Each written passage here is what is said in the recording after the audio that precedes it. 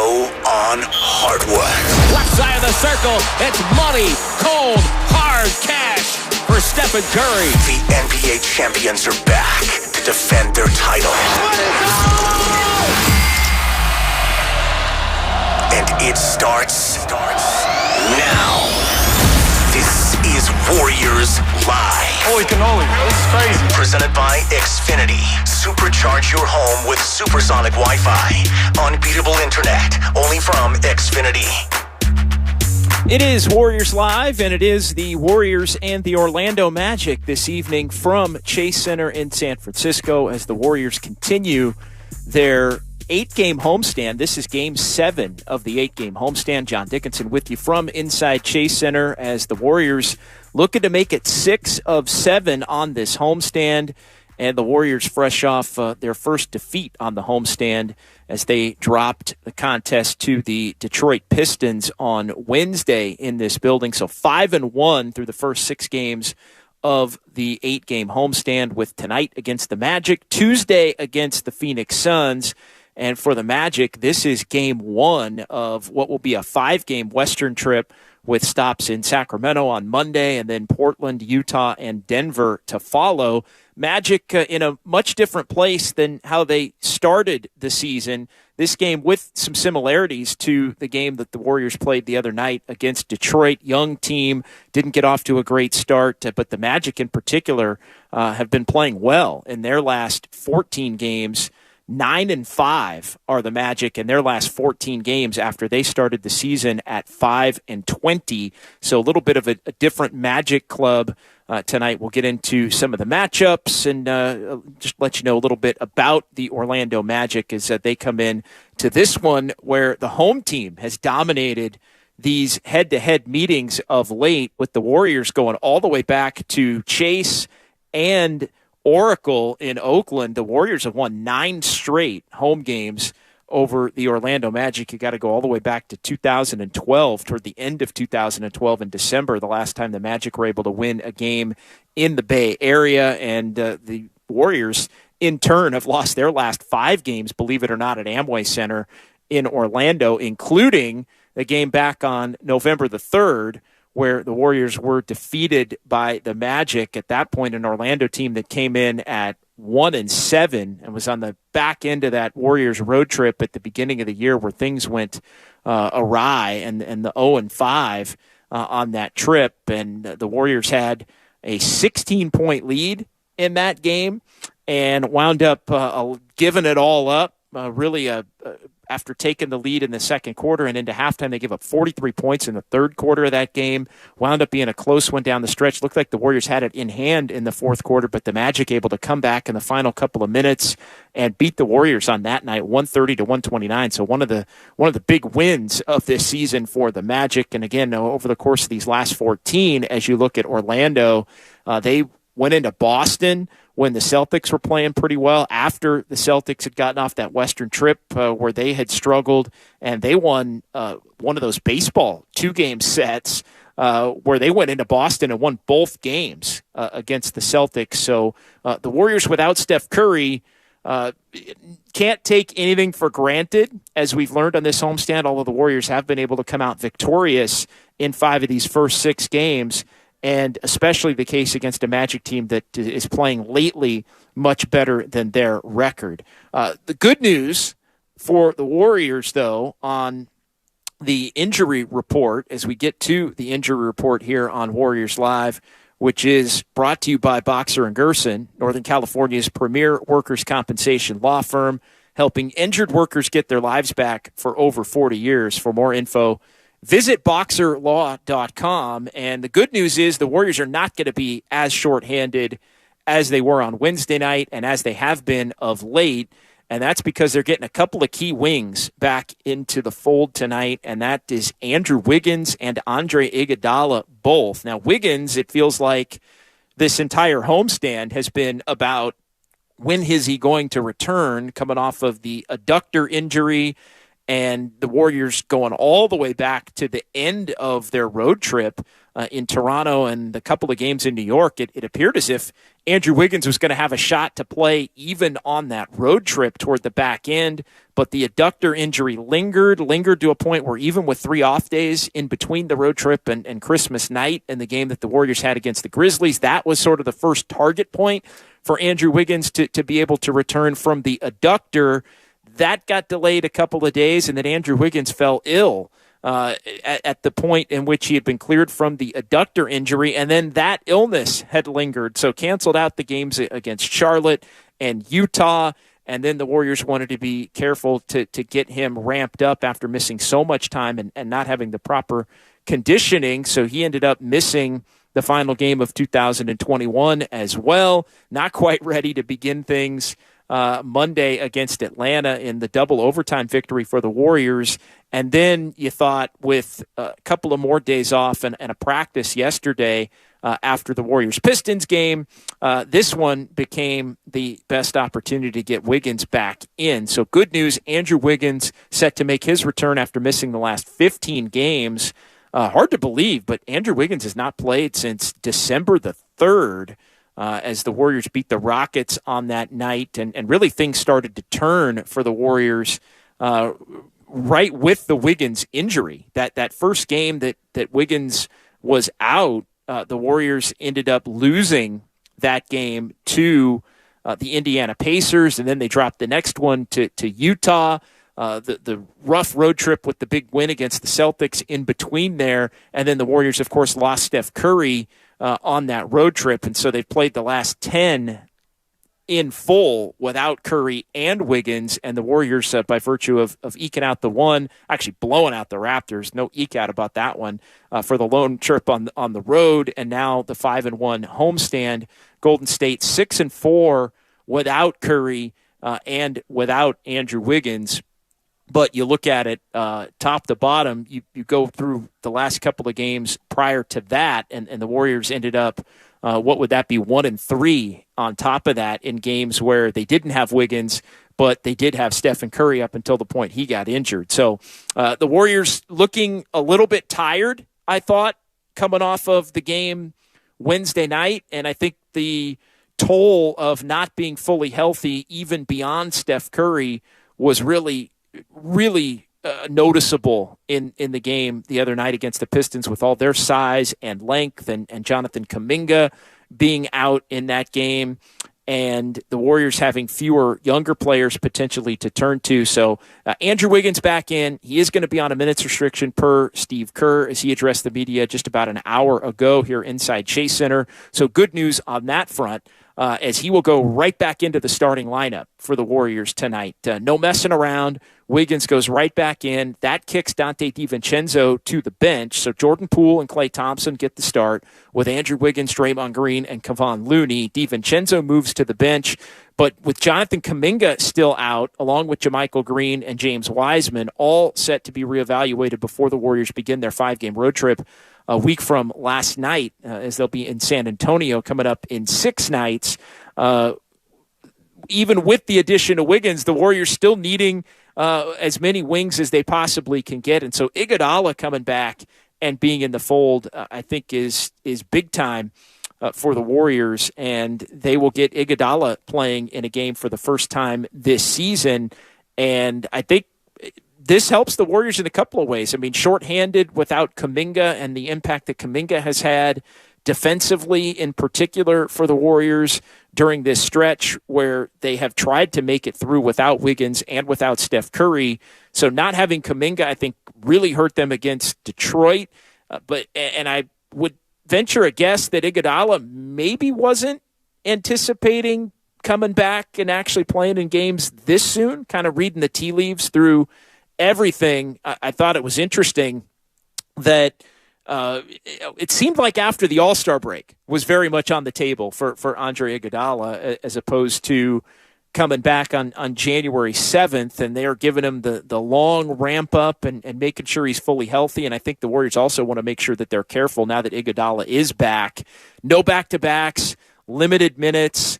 let's not overuse him, because as well as he played, and he was a huge component to the Warriors' 18-2 start last year, and really the 29-9, 30-9 start that carried all the way back to what would be a year ago Monday on January the 9th when Klay Thompson came back. I thought Iguodala played so well early and on into January that the Warriors have noted that they probably used him too much and wore him down to a point where he fell injured and really unable to be much of a factor down the stretch of the season for the Warriors and in the playoffs. So I think they view Iguodala as an asset, not only as a pseudo coaching staff member, right, and a veteran leader, but also somebody that can go out and give them anywhere between, let's say, 10 and 15 minutes, a couple of shifts in each half, and maybe occasionally finish some games with the Warriors' key core players.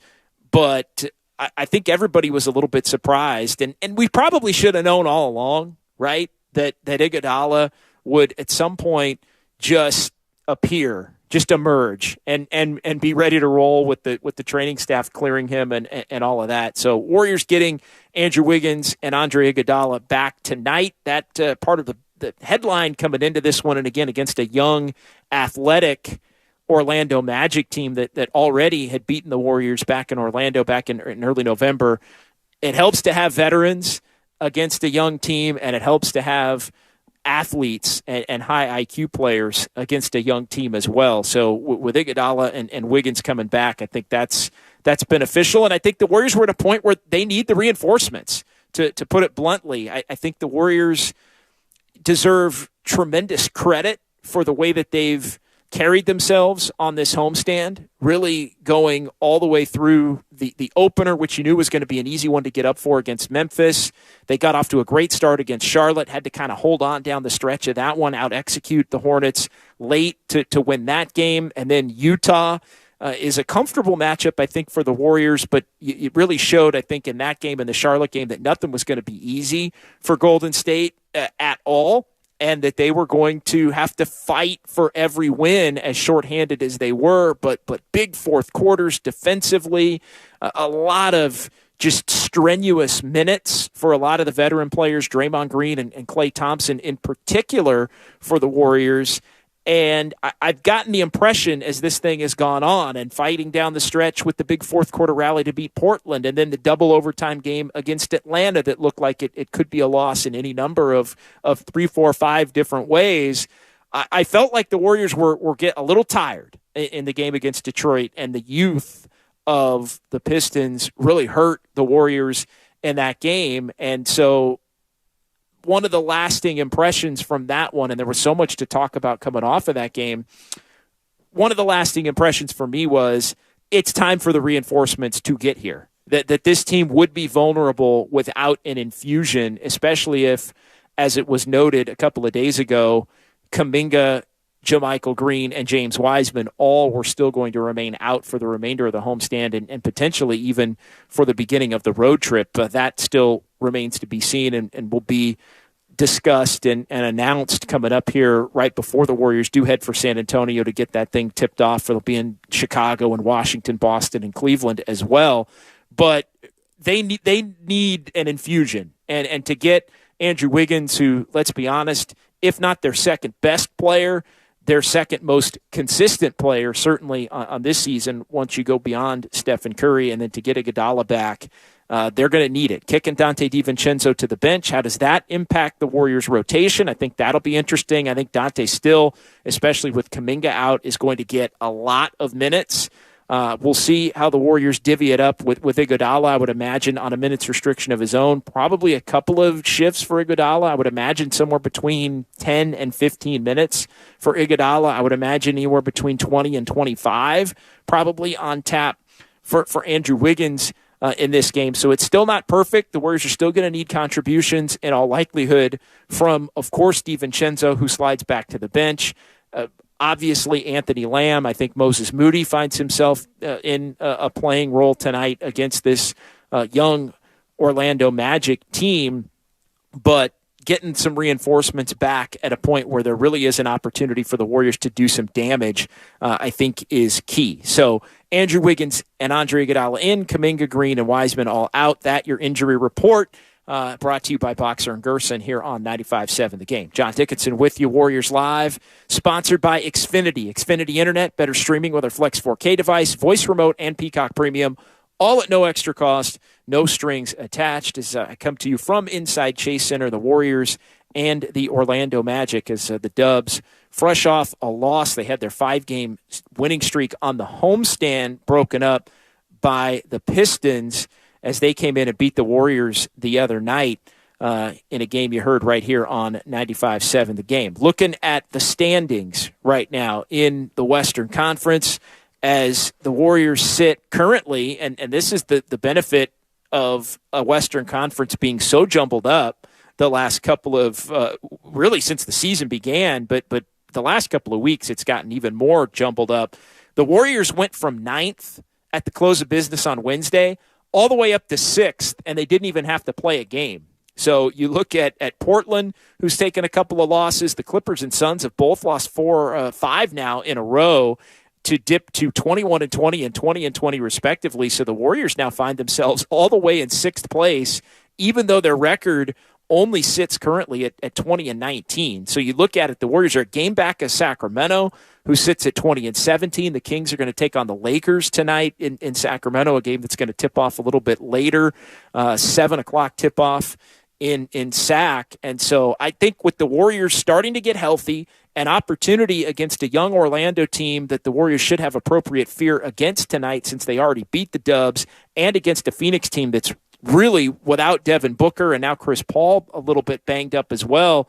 They're I think, where the Warriors were going back a month or so ago when they were trying to just figure out how to stay afloat without a couple of their big-time best players. And eventually they did, but the Suns don't have a Draymond Green and a Klay Thompson on their roster once you take away Devin Booker, who was playing at I think a borderline MVP level at the start of the year, and Chris Paul, who had been out and then came back but clearly is getting on in years here and less able to have the dominant impact that we've been used to seeing from CP3 throughout his career. So bottom line, Warriors are in a great spot right now as they get healthy. And, oh, by the way, Steph Curry, his return on the horizon, continuing to go through practice and do court work. And it sounds like there's a legitimate shot that Steph Curry's back and playing in the first game of the road trip against the Spurs coming up on the 13th. So Wiggins and Iguodala tonight, and then you get Curry back at some point, probably at the beginning of that road trip, barring some kind of a setback. And the Warriors already are sitting in 6th place and only a game out of 5th place and ready to try and get it together and push forward away from that 500 mark. The Warriors have not been any better than 2 games over 500 at any point. That was part of the missed opportunity from the other night. The Warriors unable to get to 3 over for the first time. The last time they had a chance to get to 3 over, they got beat in that game, which was the first game that Andrew Wiggins missed over the stretch of 15, where Wiggins had to sit out, and they lost at home on that night, one of just the 3 home losses the Warriors have sustained against Indiana. But you look up at everything, and to be a game out of 5th, already in 6th, and only 2 back of 4th, which is currently Dallas, having Denver, Memphis, and the Pelicans a little bit of a cut above everybody else at this point, I think has got to make the Warriors feel really good about where they stand at this point. All right, Warriors Live, rolling on here on 95.7 The Game. John Dickinson with you inside Chase Center. Anytime you play the Orlando Magic, all eyes are on Paolo Banchero, and he has been terrific. The rookie and number 1 overall pick by the Magic, and Banchero a handful. He was a handful for the Warriors back in that game in November, scoring 22 points, 8 boards, 3 assists. He had a block in that game, and just a physical force, and somebody that the Magic really run a lot of their offense through. And so Banchero is somebody that really is kind of a price of admission type of a player. And one of those players that has the potential to be a great, if not an all-star or a superstar type player in his own right, somebody that has the potential to do big things over the course of his NBA career, and a big part of the reason why the Magic are playing much better basketball than they have at any point this season, 9-5 in the last 14. Franz Wagner, also somebody that Warrior fans probably recall going back to a couple of years ago now in the draft, and a player that the Warriors reportedly really liked. And we'll see Franz Wagner tonight, real steady player for the Magic, comes in averaging 19.9 points per game, 4 rebounds, 3.5 assists, does a little bit of everything, has led the Magic in scoring 13 different times on the season. And Banchero comes in averaging 21-3, a little under 7 boards and 4 assists, and he's been a leader for this Magic team in a lot of their games as well. 14 times he scored in double figures, 30 times. He's had 20 or more 23 times. He's had 30 or more 4 times. Including a career high. He had 33 in a game right after the Warriors were at Amway Center in Orlando against the Kings that the Magic wound up losing late in that one. But, the Magic, a formidable foe, and I think Warriors with a couple of days off to get rested and refreshed, and getting Andrew Wiggins back into the fold with Andre Iguodala, I think there should be an appropriate fear similar to that of the Pistons. Don't let the record fool you, especially without Steph Curry, as you look toward this game and this matchup tonight against Orlando. But a couple of guys to keep an eye on the other side, Paolo Banchero and, of course, Franz Wagner. No Bol as he's in the health and safety protocols. If you remember, the Magic started one of the biggest starting lineups that you'll ever see, going back to that game in November with Banchero and Bol. They start Wendell Carter Jr., Franz Wagner at one of the guard spots, even though he's 6'8". Jalen Suggs was starting for them back at that point in time, and he's big as well. A little bit of a more traditional lineup for the Magic tonight against the Warriors. I know that size at different points really did bother the Warriors going back to that game that the Warriors ultimately got beat in Orlando back on November the 3rd, 130 to 129. All right, final couple of minutes here. John Dickinson on Warriors Live at 95.7 The Game, sponsored by Xfinity Internet. Better streaming with their Flex 4K device, voice remote, and Peacock Premium, all at no extra cost. No strings attached. Make sure you join me for Warriors wrap-up after the game right back here at Chase Center. Be taking your phone calls, your text messages, and we'll be reacting to what I think Warrior fans are hoping and expecting to be another win here as the Warriors trying to get back on track on the home floor, where overall they have been terrific at 17-3, with this being the 21st game on the home docket for the Warriors this season. Time now for our Take It to the Bank prediction. Who's going to take it to the bank for the Warriors tonight? As always, sponsored by Fremont Bank. Full-service banking, no compromises. And I'm going to roll with Klay Thompson tonight. I'm taking it to the bank. Klay Thompson playing exceptional basketball. 115 points for Klay over the last 3 games. The most he scored in any 3-game span of his career. 38.3 points per game. So that a statement toward, is he back? Is he not back? Well, it remains to be seen. But you look at these last 3 games, it's been vintage Klay Thompson. 51.2% shooting from the floor. He's been at 43.5 from 3, and he's made all of his 9 free throws. And the 54 going back a couple of games, but you look at Klay Thompson and the 17 he had in the fourth quarter, just as impressive, to finish with 30 and the big game-tying shot late before Sadiq Bey got the best of the Warriors at the end of that one. So a big game from Klay Thompson, an efficient game, a rested Klay Thompson. A couple of days off to rest for Klay, and I think I would expect a big game, 25-plus from Klay. Your Take It to the Bank prediction, sponsored by Fremont Bank, full-service banking, no compromises. All right, that'll do it for me. Again, make sure you join me after the ball game, 888-957-9570. That'll be I'll be taking your phone calls and your text messages, as well as the Warriors and the Magic are coming up right here, as you'll hear it all right here in your home for Warriors basketball. It's 95.7 The Game. Investing is confusing. Dawn Raids, Triple Witching Hour, Candlesticks, Crown Jewels, Bears, Bulls, Bear Hugs, Blue Chips. It's one big word salad of uncertainty. Fortunately, Fremont Bank now has incredible rates on their savings accounts and CDs. And while savings accounts and CDs may not be known for their great rates at your current bank, at Fremont Bank, you can get great rates from a great local bank. To learn more, stop in or visit us online. We'll explain it all in plain language.